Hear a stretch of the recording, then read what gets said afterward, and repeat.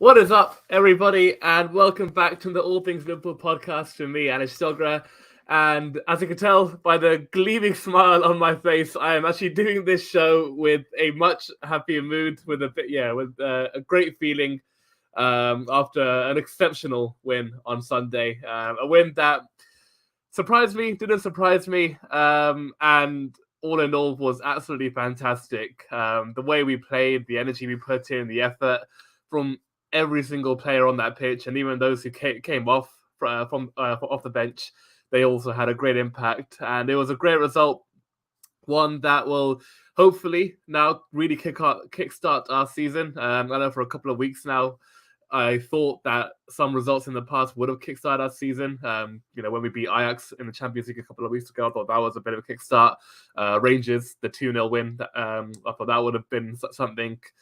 Even back in August when we got those back-to-back wins against Bournemouth, that record-equaling win, and then the dramatic winner against Newcastle, I thought that would have led to something as well. But hopefully now, given the week that we had, obviously with Rangers, that was a fantastic away performance, and Salah really kickstarting his season, with that wonderful hat trick, and then obviously getting the goal on Sunday, which is of the highest quality, and something we'll talk about in a bit more detail later.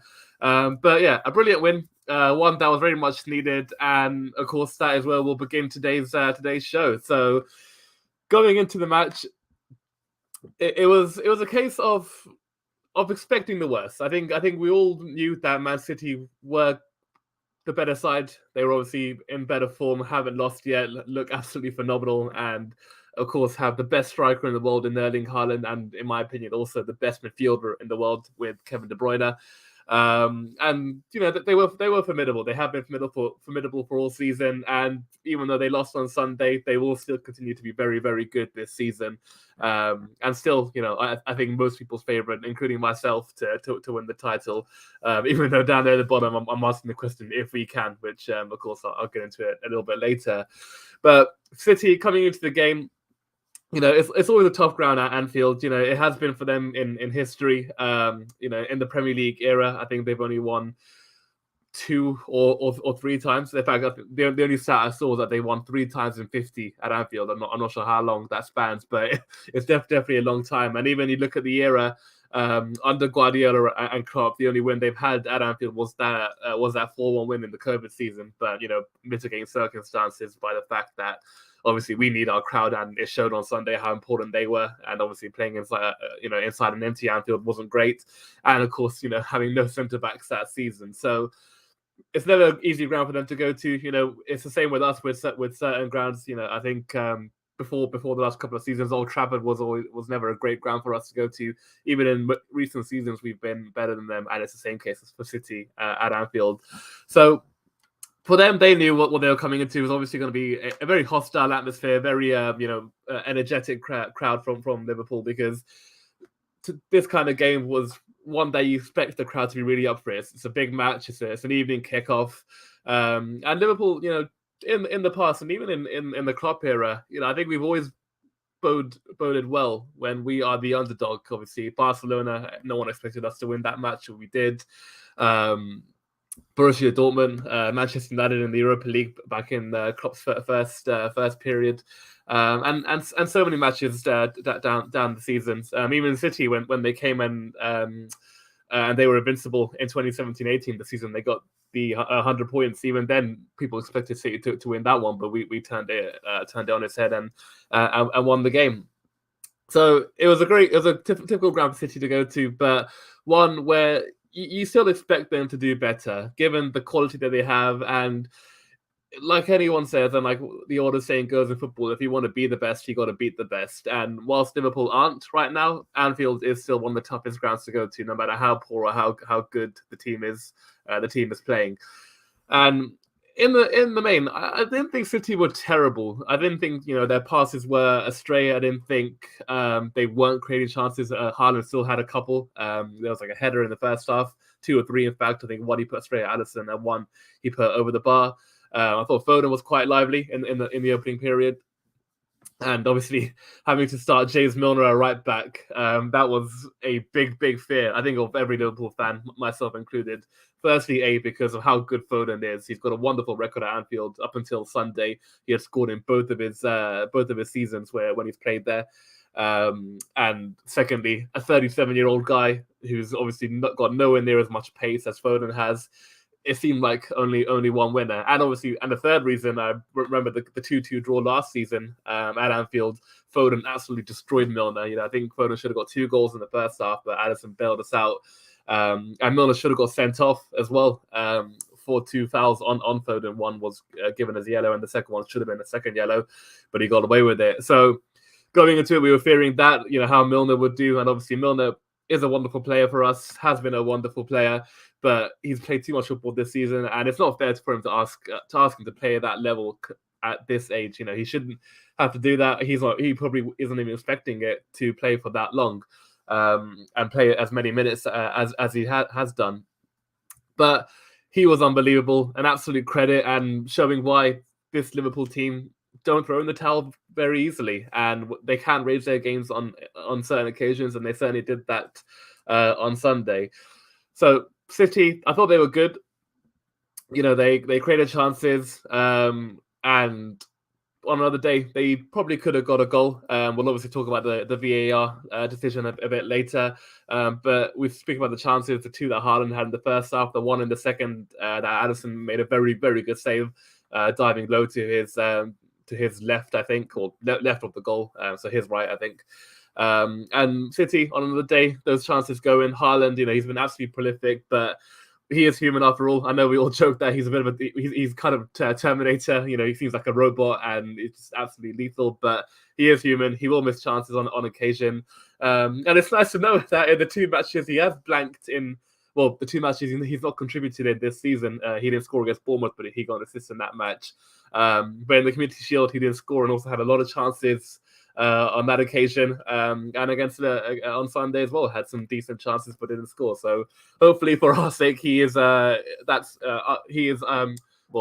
Liverpool are his bogey team, and hopefully he'll never score against us, and that'll be very nice. But I think we all know that's not going to last much longer.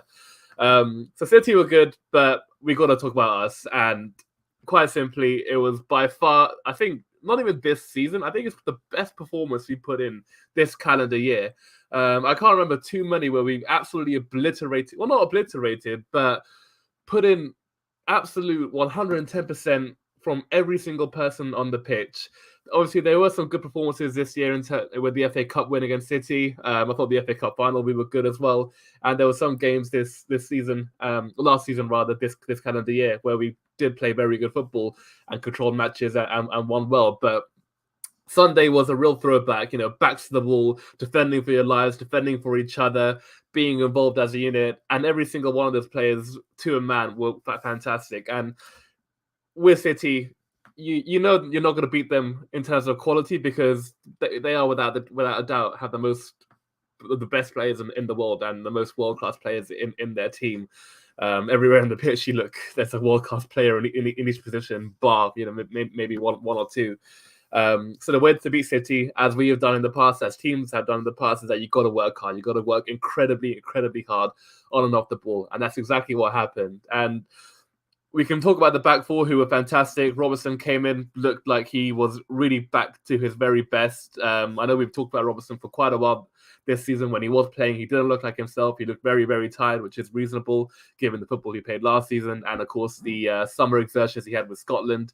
So I think that injury actually did him a fair good thing, keeping him out for a little while, getting rested, recovering his muscles, obviously the one that was injured, but his whole body, and he really needed it. And he looked good against Rangers when he came on, and he looked to his absolute best against City on Sunday. Van Dijk, again, someone, and I think a lot of us have been questioning this season whether he's, reserving himself for the World Cup, whether he's, lost a yard of pace because of the amount of games he played last season. But again, we saw last season, and as you might have watched the last podcast we did debating the Haaland and Van Dijk contest, and that's exactly what happened on Sunday. It was them two going to head to head, and Van Dijk won pretty much 8-9 times out of 10, including that one brilliant clearance he made. I think Cancelo put the ball in across the box, and if Van Dijk doesn't get his head on that, Haaland has a tap in there and he makes it 1-1. So Van Dijk showing why he is one of the best defenders in the world, still one of the very, very, very best, and showing he's got it in his tank and can produce these performances. And hopefully going forward, he and the rest of the players will show the standard that they have been producing in the coming weeks and months. Gomez, who I think we still remember how poor he did against Napoli. The way he played in that game, it was nothing like that we see from Joe Gomez, and we know he can play. For me, Gomez is a really good defender. I think he's got everything. He's got everything to make a great centre back. He's very quick. He's got good height, good physical ability, and has decent awareness, decent defensive awareness, which is vital to play in that position. For me, I think the only criticism I had of him for many seasons, even in the years where he was at the top of his game, was that he sometimes lacked aggression, the right kind of aggression, to win the ball back and to get there quicker ahead of the attacker. And that's exactly what he did on Sunday. I remember in the first minute he gave a foul away on Foden, and it was a foul, but it was the right kind of aggression, putting one in on Foden early on to show who's boss, to show that Foden's not going to have an easy game against Gomez. And it was very pleasant. It was very pleasing to see. He was fantastic, covered that right side brilliantly. Of course, this season, our right side, the opposition's attack left channel, has been a big talking point given how many goals we concede from that side. But it was put down to an absolute T. They didn't have any joy from it, and in the end, had to pretty much create their attacks from the opposite flank, which is very, very reassuring. And then, of course, we've got to talk about Milner. I mean, 37 years old. We've already spoken about him already, but he deserves more than one mention, given how well he did, the standard that he has shown for his entire career. And this is exactly why he's playing. It's the reason why he's my favorite Liverpool player, because he doesn't do the beautiful things. He doesn't do the things that create the headlines, but what he will give you is a minimum 7 out of 10 every single time he puts on a red shirt. And on Sunday, he gave more than that. He gave an 11 out of 10 if I could give a rating to him. So wonderful from him. I don't expect he'll start on Wednesday. And in fact, we'll talk about West Ham later, but I do expect a lot of changes, because there's no way you can keep the same starting 11 and hope to win, because that City game would have absolutely destroyed them physically and probably emotionally as well, because it was a very poignant match, given how the crowd was and obviously how everything happened in the match. Jurgen Klopp getting sent off, which obviously it was the wrong decision, but at the time I thought it was great. So in defense, brilliantly, but I think what made our defense and what helped us keep our goal so safe was not only obviously the back four and the keeper, but a massive shout out to Diogo Jota and Harvey Elliott. And Jota, I think, is a great player for us, obviously. And well, just as a side note, it's absolutely gutting that he's now out for several months. Klopp confirmed today in his press conference, so he's going to miss the World Cup, which is a huge blow. But even when he comes back, there's actually no timescale, which is a real worry. Klopp said he'll be out for months, so it could be 4, maybe 5. Who knows if we'll even see him this season? I hope we do. But a real shame for him, and someone who's just come back from injury as well. Didn't have a pre-season, only came back in the last month, and was looking like getting back to his best form. He got the hat-trick of assists against Rangers, got an assist against Arsenal. So a real shame, but hopefully he'll recover. He'll come back just as good, and if not better. But for that game, he was fantastic. His tracking back was absolutely phenomenal. And that's exactly what we needed. We needed every single one of those players on and off the ball to double up, triple up. And that's how he won. I think, again, in the early exchanges, he was playing in defensive mid on some occasions just to, put pressure on Haaland. And obviously, sometimes he didn't win the ball. But the fact he was there, the fact he was trying, and he gave Haaland more to think about, more to do, gave us a greater chance of stopping him, and that's exactly what happened. It's essentially what I talked in my preview show. If we can stop Haaland and getting real proper service and himself, you essentially stop City from scoring, and they didn't create many chances in that game, bar the goal they scored, even though it was obviously ruled out for a foul. So Jota, Elliot, and Elliot especially, because I think for me, and I think a lot of Liverpool fans will agree that he's a wonderful player, and he's going to be an absolute star for us. And there's no doubt about that. The quality he has on the ball, the way he can pick a pass. I'm not drawing any comparisons whatsoever to the player that I am going to compare him to, but he reminds me a little bit of Iniesta. Just the way he can manipulate the ball, pick a pass out, run with it with a decent amount of pace. He's not lightning quick. That's why he doesn't really play on the wing. But inside that right channel, in between the right wing and the right centre mid spot, where Iniesta played quite often, for me, I think he could try, if he can emulate that game and pick up the defensive side of it, who knows how far he can go. And the way he tracked back was fantastic. And again, it was a risk from Klopp because, in my predicted lineup, I generally thought that Klopp would go back to the tried and trusted midfield three of Thiago, Hendo, and Fabinho. And he didn't go for it. And that shows bravery from Klopp and trust from him, to trust a 19-year-old in that magnitude. And it was a great learning curve for Elliot. Now he knows the standard. Now he knows he has to put in that performance against Man City and against West Ham and Nottingham Forest, Newcastle, and everyone else in the league. And if he can do that week in, week out, granted, he's not going to get everything right, and that's absolutely okay because he's learning. It's a new role for him.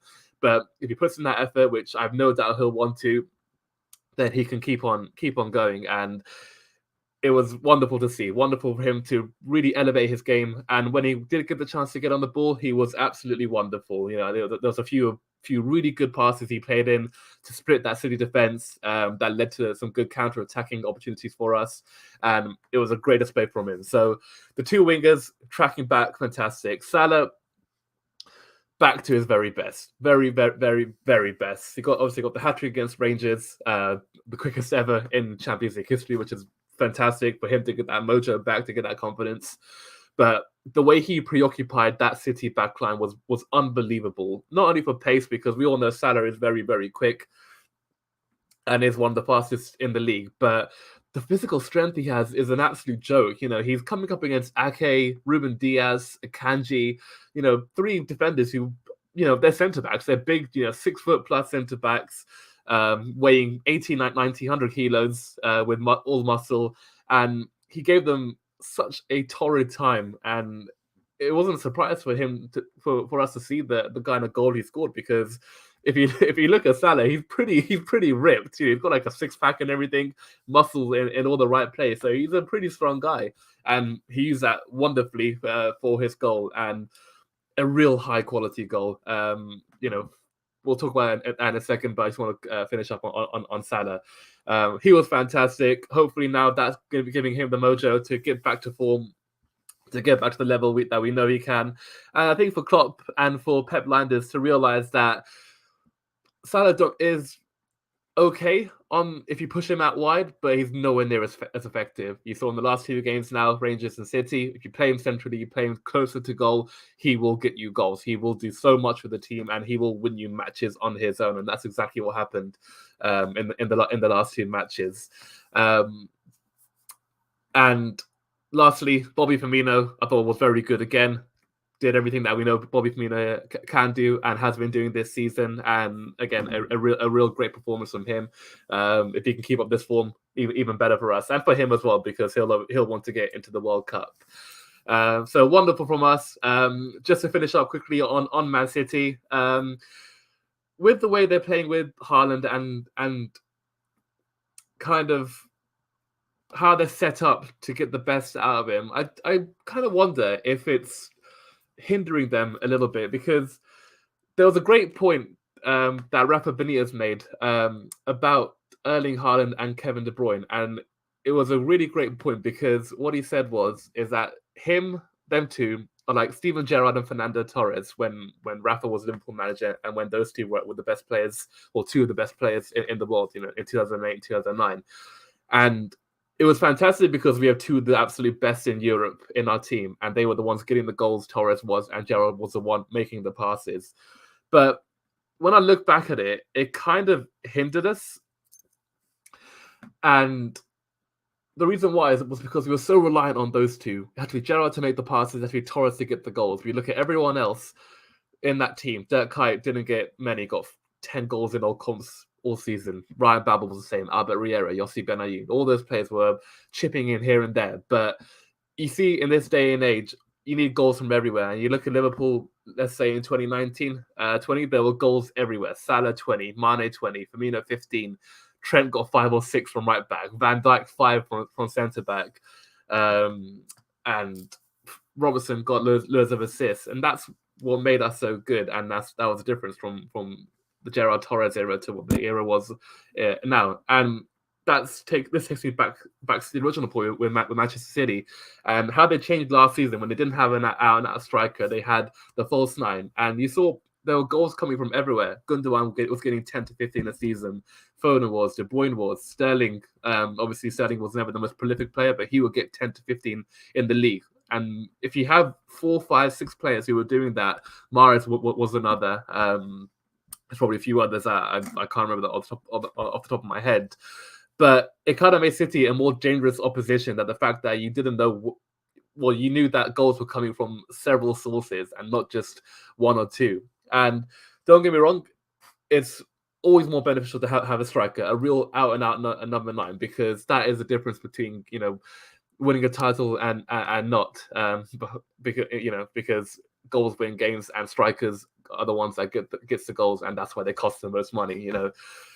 But it's an interesting one to look at, and obviously I think long term it's not going to be a big issue because Haaland is still young. He's going to adapt his game. He's going to get other players involved, and you can do so much with him. You can stick the ball to him, and he can feed it out wide. And there are goal scorers in that team. We're talking about Phil Foden, who got a hat trick in the Manchester derby the other week, and has been on great form this season. Mahrez is their version, City's version of Mo Salah.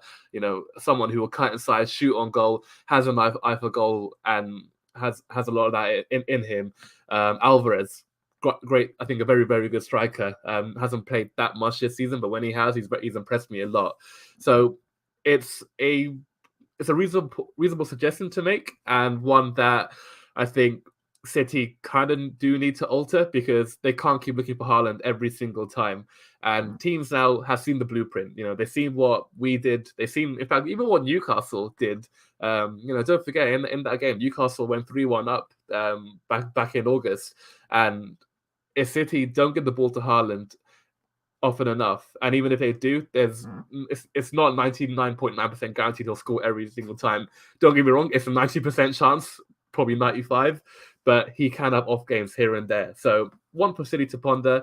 Obviously for us, thankfully, even when he did get chances, they weren't clear cut. He obviously had the 2 headers in the first half and the goal that was ruled out in the second, but even then, he never really had the chance in full control. And Alisson did very well. He got 2 hands on it before it was kicked out of his hands, and then Foden scored. For me, rightly ruled out for VAR. And I think what they said was with the decisions, obviously it was pulled back for the first foul, the tug on Fabinho. But even if the referee was happy with that one, it would have been ruled out for the second one. When Foden put the ball in the back of the net. So City got a lot to ponder in terms of how they try and get more players to score goals, but I think they'll still be fine. They're still going to be the team to beat, even though it's a great day for us, a blueprint for us, and for other teams how to stop them and what you need to do to be effective in front of a goal. They're still going to be right up there. But for Arsenal, I think for their point of view, just a quick side note, they'll be very happy that their invincibility will go on for another season at least. And even though it's still very early in the season, you'll always want to take as big a gap as quickly as possible. And for them to go 4 points clear at this stage, we obviously now have just 5 matches left before the World Cup breaks. And if Arsenal are still top, even if they're even a point behind in that period, and then when the league resumes in late December, we'll be then looking into January, and if Arsenal can get 2 additions in, maybe 3, then they could genuinely be looking at a title charge. So a wonderful game, a brilliant result for us. Obviously, our first league win since the end of August. That the last time we won was that 98th minute winner from Fabio Carvalho against Newcastle. And one that will hopefully now really mean that we are back to our best. We will perform like that for these upcoming games and hopefully come back and push up higher into the table. So great win. And now, do we have the question? Do I even dare bother answering this question about Liverpool winning the title or even being in the title race? And I've always had a hunch that Liverpool are kind of playing this way on purpose. I might sound a bit crazy, but if we look back on this episode come May, and if Liverpool are in the Premier League title race, or could be winning the title, then I would have been proven right. And the reason I have my hunch about Liverpool still being within a chance of winning the league is because I generally think Klopp and the players have reduced their energy levels for this first part of the season. Because if we're looking at it match by match, before the World Cup starts, we will play, I think, 15 matches. We would have played 16, but of course the Queen passing meant that we had to have a round of matches postponed.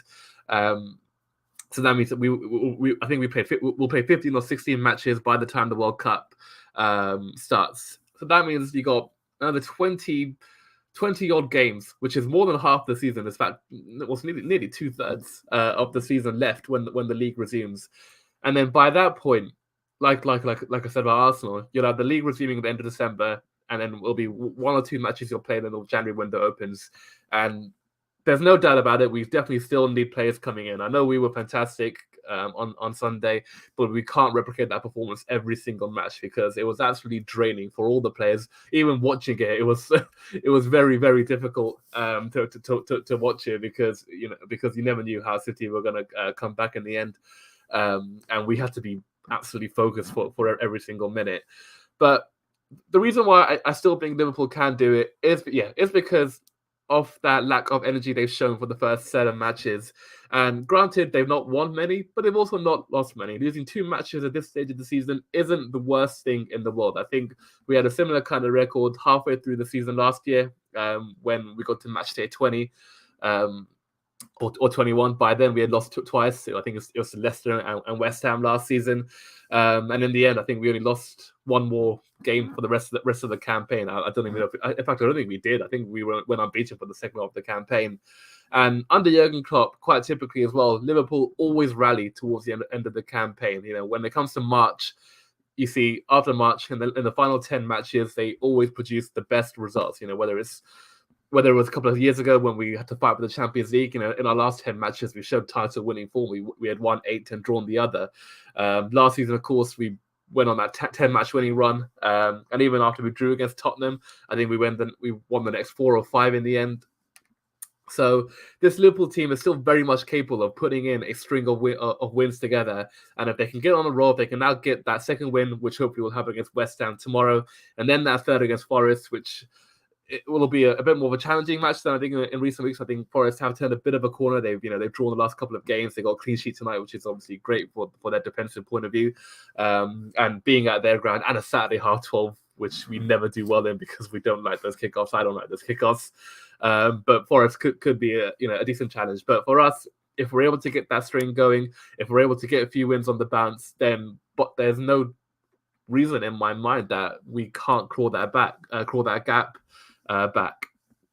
And like I said with Arsenal, and it's the same with us, we've got to get to January. We've got to sign players. And if we can do that, obviously we'll always be talking about Jude Bellingham. Whether we're able to bring him in January, I don't know. I think it'll be likelier that Dortmund will sell him in the summer rather than in halfway through the season, when they'll still have a lot to play for with the Champions League and the Bundesliga and their cup competitions. But if we can bring anyone like that, a Barella, who we've been linked with, Enzo Fernandez from Benfica, and there's been so many names linked. There's like a new name every other week.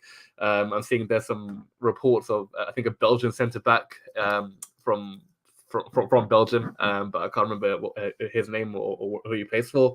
But if you can bring additions in, bring players in, and obviously more importantly, get players back from injury. Diaz, obviously he wouldn't have gone to the World Cup because Colombia didn't qualify. But getting him back, trying to get Jota back as quickly as possible. Obviously, we want to get him back 100%, but trying to get him back in the next 2 months, and hopefully he'll be ready by sometime in the new year. And then Keita, Oxlade-Chamberlain, getting them back to full fitness. Konate, Jean Matip as well. Even even the likes of Calvin Ramsey, who made his first Liverpool appearance tonight for the under-21s, also scored, which was fantastic to see. Getting him to full fitness, getting him involved in team training, and hopefully he'll get some minutes in the coming weeks. Maybe even in the cup matches with the Carabao Cup. That would be fantastic. So Liverpool, I don't expect them to win the title, and I think that's a very fair argument, and I think everyone still expects City to do it, even though they're 4 points behind, but they got the quality and they got the depth. But Liverpool have shown in the past they can go on a run. They do have the players there, and the more and more we can train with these players, and Nunes especially, in the last couple of weeks, there's been signs or promising signs at least. He got back-to-back goals against Rangers and Arsenal. In the home match against Rangers was very, very impressive. And against City on Sunday, even though I'm a bit furious with him because there was one moment which I think we all remember where he should have squared it to Salah, but he was a young, greedy striker, which it's fair enough because he's naive and he wants to make a name for himself. But he was lively when he came on. He ran the channels. There was one shot that went just wide when he was 25 yards out. And he looked promising again. And I think he should be starting against West Ham tomorrow night. So lots of promising moments, lots of positivity now around the club. Obviously, there's a few setbacks with the likes of Jota being out for a while and Diaz. But then on the flip side, you're looking at more players coming back. Curtis Jones was back on the bench on Sunday. So hopefully he'll be back in first team football very, very soon. Oxlade-Chamberlain and Naby Keita, two players who I don't hold much hope for. I think their time in Liverpool is done. But you want to have those names available to you that they're not. It gives you options, it gives you chances to rotate players and give us more flexibility in terms of personnel and in terms of formations and things like that. So hopefully Liverpool will prove us wrong, and as history has shown under Jurgen Klopp and in so many matches, Liverpool do have a history of proving people wrong, and hopefully that will come in the way of the league title this season. But to do that, we've got to get more wins, and it was a great win on Sunday. And now we've got to follow it up with an equally tough match against West Ham tomorrow night. Like Forest, who was obviously on the weekend, West Ham have turned a bit of a corner in recent weeks. Should have won, I think, against Southampton on Sunday. They had 25 shots and only 4 on target. That shows where they messed up. They didn't test the keeper enough. Qualified in Europe, which is very good for them. I think they won every match in the Conference League. They're 4 out of 4 and I qualified with 2 games spare. So going well there. Bowen's picked up a bit of form in recent weeks, someone who's been linked to us in the past and someone I'm quite fond of. And more importantly, their new boy, Scamacca, who is showing again signs of settling into the league. It's not easy for any player to join a new club and hit the ground running straight away, and especially even more so when you're coming from a different league and you're coming to England, which is obviously the toughest in Europe. But he's showing signs in recent weeks. He caught a very good goal against Wolves a couple of weeks ago. A nice half volley from 25 yards out. I think he scored again in the following match and is looking like a player that West Ham can rely upon. And more importantly for them, someone to share the burden with Michail Antonio, someone who I've rated highly for a long time. I think everyone thinks he's always a handful for opposition defenses. Similar to Haaland, has that pace, has that power, never stops running, and does have a bit of quality about him. So to share that load with Antonio, Scamacca, it's great for West Ham that they got more than one option now. They can use Antonio alongside him. They can use Antonio instead of him. And likewise use Scamacca instead of Antonio. So great options there. But I think what will bode well for us tomorrow night is the fact that West Ham might be without quite a few centre backs. I think I was reading David Moyes' press conference today, and I think Aguerd, one of their centre back signings in the summer, isn't available. I think he's back. He's close to being in full training. So whether they risk him tomorrow night because of how few centre backs they have, will remain to see. So hopefully he won't be available. And then more importantly, their 2 main centre backs, Craig Dawson, who's been unbelievable for them. To think that he came from West Brom and has been absolutely fantastic. I think Moyes said today that he is touch and go. Excuse me. So there is a chance that he might be available tomorrow, but he's not quite sure. So again, even if he is fit, you have to question how fit he is. And when he's a 30-something-year-old centre back, not very quick, we've got to exploit that. We've got to exploit that with Salah's pace, Firmino, Nunez's pace, and using the creativity of Firmino, Elliot. I think one of Elliot and Carvalho will come in for this match, and for me, I would actually love to see.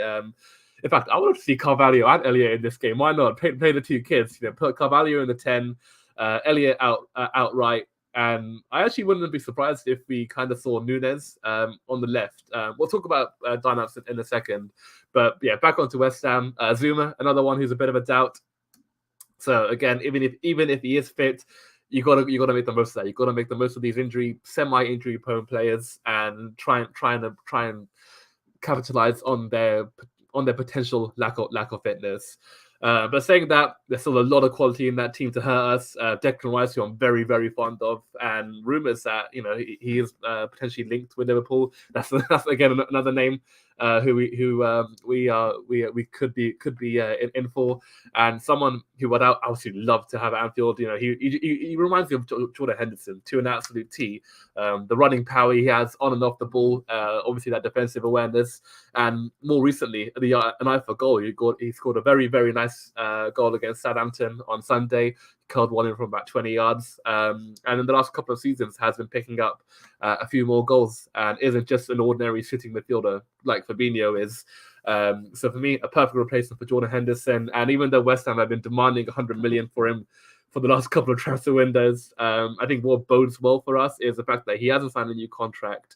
And I think from what I've read from a couple of places is that he only has 18 months left on his contract. So if you can get him in January for a cut price deal, that'll be fantastic. Even then, if we have to wait till the summer, getting him on a year's contract will be wonderful. And he's still very young, in his early 20s, and definitely fits the profile of player that we're looking for.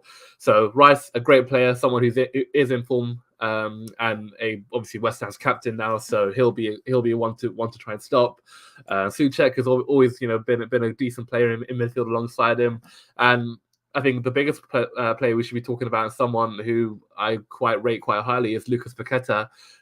Really impressed with him every time he's played. The way he can pick out a pass, his dribbling ability, that Brazilian flair that he has, and a great player for Lyon last season. Cost a fair few pennies for West Ham, and showing why that he's got showing why they pay that money. So a lot of quality in that West Ham team. Players who definitely can hurt us, but again, if we want to get these wins in a row, if we want to build on that Man City performance, we have to be West Ham. Being at Anfield again, so obviously having that home crowd, hopefully it'll be a great atmosphere. Being an evening match, it's always a great atmosphere at Anfield when the lights are on, and hopefully it'll lead us to 3 points. But in terms of the players that we can obviously field, no doubt who will be in goal. Alisson, undoubtedly one of our best players this season. And in fact, I've been quite a bit annoyed that he didn't win the Yashin award. Of course, yesterday was the Ballon d'Or ceremony. Benzema winning it, rightly so in my opinion. An absolutely wonderful player, had a great 12 months, and deservedly claimed the prize. Also, a little shout out for Mane. No longer our player, but has been a legend for us. It was great to see him finish in second. And I think we all remember that clip about Sadio Mane and being the best player in the world from James Redmond all those years ago in 2016. And, he was a visionary, James Redmond. So fair play to him. Mane is now one of the best players in the world, and deserved to finish in second, in my opinion. So great for him, and obviously a wonderful, wonderful player and an even better human being. So Alisson in goal. I think it'll be great to see Trent at right back. Thankfully, the injury that he suffered against Arsenal wasn't as bad as we thought feared. I think Klopp said he would be out for 2 weeks, but he came back a lot quicker, which is fantastic. Got a cute couple of minutes against Man City, so I think hopefully he'll be fit enough now to get back in the starting 11 at right back, and very much needed because, again, as much as I love Milner's performance on Sunday, it would be unfair to ask for him to play that role again and play it as well as he did. It just wouldn't be right. So Trent at right back, a welcome addition, and hopefully, we won't have those problems that we've been suffering at right back in recent weeks. Gomez can continue that form and give him that protection, and then whoever is on that right side of midfield, either in right centre mid or right mid, they can offer Trent that protection that he needs. Gomez at centre back and Van Dijk, I think that's a given. Konate isn't quite ready yet to come back. He had a little knock after the game against Rangers. Same with Joel Matip. I think he'll be out for another week or two. And then at left back, I wouldn't be surprised if Tsimikas came in. Again, like Robertson, whilst he does look brilliant, again, he looks fully fit. You also want to keep him at that level. And we were speaking about this before the City game. If Robertson came in for Tsimikas, we wouldn't have any qualms. And if Tsimikas kept his place over Robertson, again, we wouldn't have any issues, because when Tsimikas has played, he's not let us down whatsoever. He put in a few brilliant performances. In fact, he's even picked up a knack of producing unbelievable goal line clearances. He did one against Rangers in the 2-0 win, and he did one against Arsenal. I think that would have been ruled out for offside, but again, he's got that defensive awareness, which is very good. So if Robertson plays, by all means, fantastic. And it will be the OG back five, the one that won us the title of Trent, Verge, Gomez, and Robbo. So Robert plays fantastic. If not, Tsimikas will do equally as good a job. I think the midfield too, again, will persist. I've seen no reason to change it. I think it'll be Henderson and Fabinho this time. Again, like Milner, Thiago obviously isn't as old, but is more injury prone, and you want to keep him safe. You want to keep him for the games that are really important. And I think playing at home, I think Henderson, with that energy he can bring. Obviously, he's not shown it that much this season, but we know he's got the quality to do it, and the power and the ability. So hopefully he can bring that against West Ham, who do have a lot of energetic players. So I think he'll start alongside Fabinho. And then in terms of the front four, Salah, no problem. I think what's the most interesting thing now is not really who plays, because obviously with the injuries to Jota and to Diaz, you're kind of limited by who you can play. In terms of senior front players, there's only Firmino, Salah, and Nunes now. Then you also couple in Carvalho and Elliott. So I think in terms of the four that I want to play, I think I mentioned it already. I'd like to see Elliott on that right midfield channel, in that tucked in position like Salah plays. I'd like to see Carvalho on again in that left center channel, and a front two of Nunes and Salah. Obviously, I spoke about either a 4-2-3-1, but we also play a 4-4-2 quite often, or a 4-2-2-2, where your two players behind the strikers are, creative wingers. They're not like out and out wingers who will stay wide and be that old school type of player like Aaron Lennon was back in the day, who will stay out wide and get crosses in the box. They'll be that inverted winger where they'll be involved in the build-up, they'll create passes, they'll put passes in behind. And I think that will bode well very good for us, because Salah always wants to run it behind, has that pace, and obviously that clinicalness, and as we saw against Cancelo, that strength. And then Nunes, who always runs in behind, and he's a typical number 9. He's a number 9 that we are now seeing get in the Premier League with Haaland, with Callum Wilson, with Isak, Jesus. All want to run in behind and try and spin defenders and be all over the place. So for me, that's actually a formation and personnel that I would go with. So Elliott on the right, Carvalho on the left, and then Nunes and Salah up top. And I think that would be a lot of fun to watch. It'd be very energetic and very youthful front four, minus Salah. But you look at Nunes, again, very young, still adapting to our game. And Elliott and Carvalho, I think they're still teenagers, or in their very early 20s.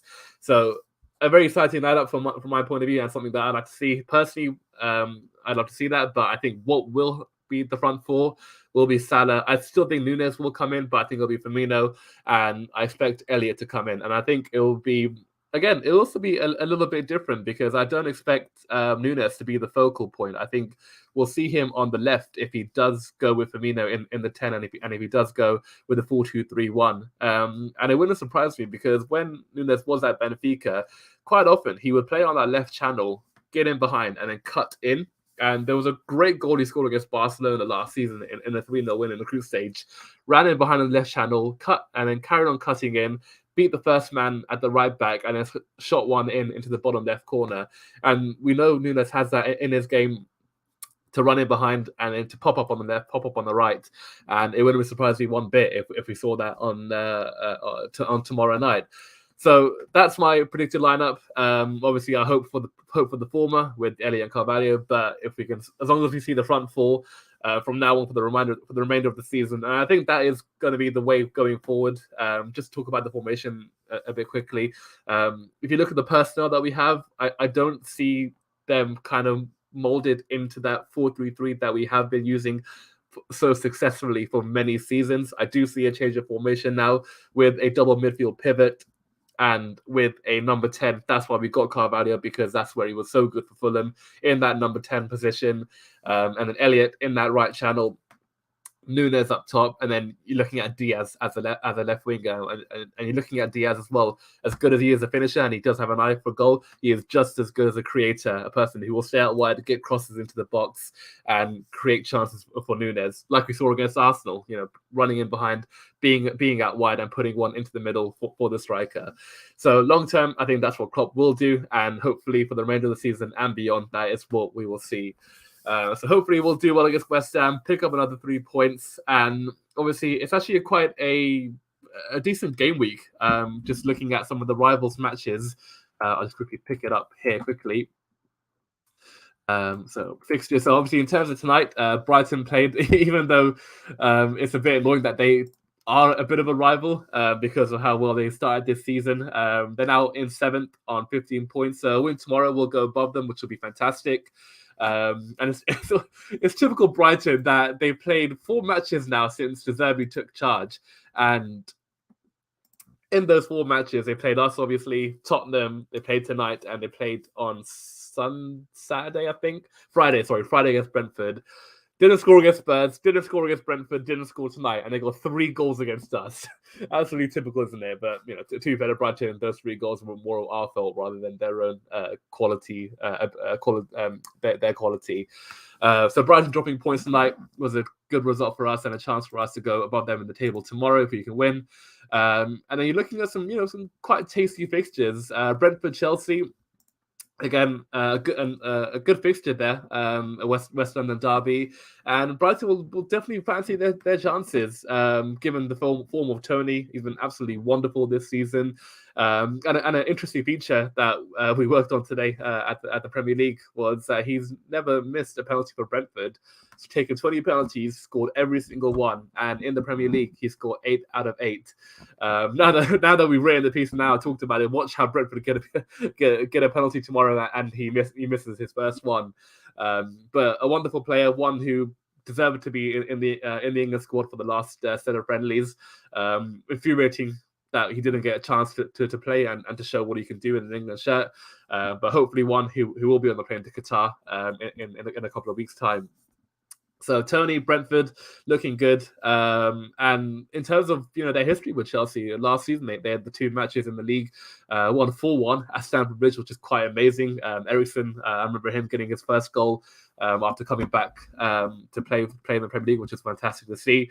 And even in the home match, whilst they lost 1-0 Brentford, they were very, very unlucky in that game. I think Edouard Mendy had an absolute cracker of a performance. He made about 6 or 7 world-class saves, and that's what won Chelsea the match. So it won't be an easy game for Chelsea, but also for them on the flip side, they're in a very good moment, doing very, very well under Graham Potter. Unsurprisingly, he's a wonderful coach. In fact, maybe a bit surprisingly in the sense that he's done so well so quickly.